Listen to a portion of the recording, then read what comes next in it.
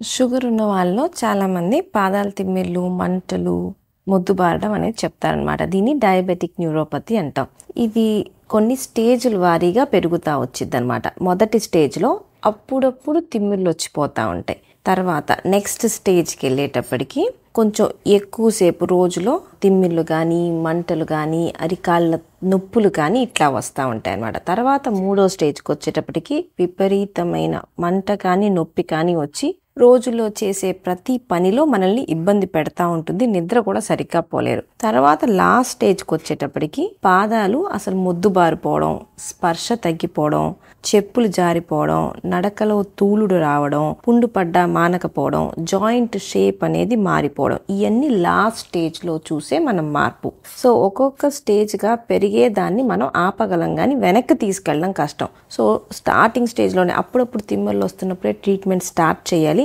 Main ఏంటి అంటే sugar కంట్రోల్లో పెట్టుకోవాలి. అంతా అయిపోయిన తర్వాత లాస్ట్ స్టేజ్లో చాలా వరకు చేయటానికి ఏమీ ఉండదు. కాబట్టి దీన్ని చాలా నెగ్లెక్ట్ చేసి డిలే చేయకూడదు.